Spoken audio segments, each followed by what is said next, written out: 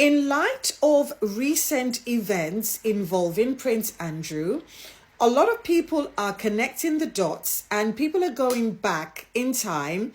They are visiting the archives, and a reporter made a certain observation. And the observation is that certain events are more than coincidence. They are a moment when two completely different royal stories collided, and one story instantly swallowed another. So in August 2019, Prince Harry and Meghan were engulfed in one of the fiercest media storms of their entire royal lives, the private jet controversy. Headlines exploded across the UK because they were accused of hypocrisy for flying privately while advocating climate action. It dominated the front pages. It was all on talk shows, opinion columns, and there was a lot of social media outrage. And I remember this so well because the irony was that I believe they were actually flying on a plane that was already available. They didn't charter it separately. The plane was actually lent to them by their friend Elton John, if I remember correctly. But this is what the reporter observed, that on that very same day, another story quietly surfaced. And looking back in hindsight, you will understand why they were piling on Harry and Meghan. Now, photographs were printed of Prince Andrew at Jeffrey Epstein's New York mansion in December 2010, long after Epstein's conviction for sex offences involving minor. And these images went to the heart of a more serious scandal, and yet they barely registered in public conversation compared to the private jet story. And when you put this side by side, it actually raises uncomfortable question about media priorities, because I've always said the stories you see in the papers are the stories they want you to see. It's all about narrative management and how attention is directed, because timing matters. And in media, especially media as competitive and agenda driven as the British royal press, what dominates the cycle often determines what disappears from view. So if they're telling you, look at that story, there is a bigger story being buried. And the private jet story was tailor-made for outrage because it had everything: celebrity, environmental hypocrisy, luxury, and a simple moral frame. It was easy to understand and it was easy to condemn because all the context, all the complex geopolitical and legal implications were not even required. All you need to know was that, oh my God, they talk about the environment and yet they're flying private. And that narrative, according to the press, practically wrote itself. By contrast, you had Prince Andrew, whose association with Epstein was disturbing, implicating, complex, and it'd been going on for quite a number of years. And yet, did anybody raise any questions about his judgment, about institutional protection, and about long-term relationships with a convicted sex offender? It was not a story that could be reduced into neat moral punchline.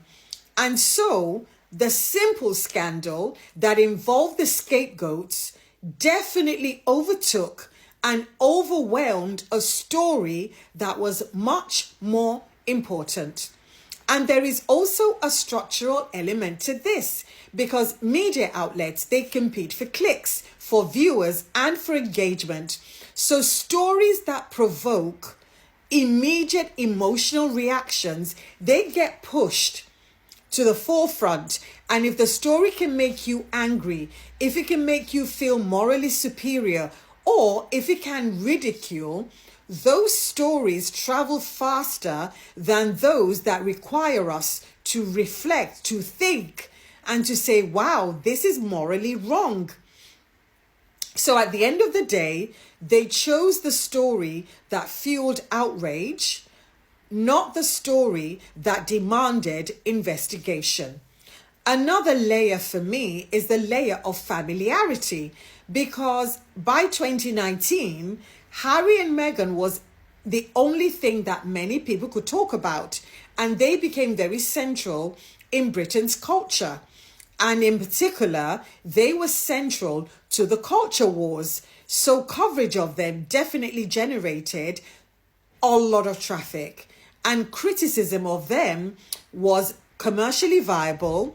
It was very profitable, and it guaranteed that you would have an audience. So as long as you said anything hateful about Harry and Meghan, people will listen. In fact, I remember tweeting during that time that hating Harry and Meghan is now the national sport. And yet, Andrew's story was there. It was already a scandal, but it was one that was swept under the carpet again and again and again until the Newsnight interview happened. The interview that, I don't know who advised him to do it. I have my thoughts on that. But yeah, that very ill-advised interview that he actually thought went really well, because according to the newspapers, that's what he told his mother. But I also feel there's a deeper psychological dynamic too, because a lot of people in the pub, a lot of us, Joe and Joanna public, we often gravitate towards scandals that feel very safe to judge. So a scandal involving a couple who are flying on this lavish private jet trip, that carries no moral risk to us as individuals. We can condemn them. We can say, yeah, they're hypocrites. That's easy. It's simple. But condemning a royal associated with a convicted SEX offender, and also a royal who has been credibly accused himself, that complicates things, and that makes things a bit uncomfortable for a lot of people who are royalists, for people who support power structures, and for people that take comfort in knowing that the royal family is part of their identity. So, and in that case, they would say, you know what, why don't we put attention on the safer target? And that is exactly what they did with Harry and Meghan. And it's a pattern that happens all the time. And it reflects, in my opinion, the infighting that happens in the royal family. Harry and Meghan were already seen, whether fairly or not, as disruptive influences. So why not just go with them? Why not throw them further under the bus?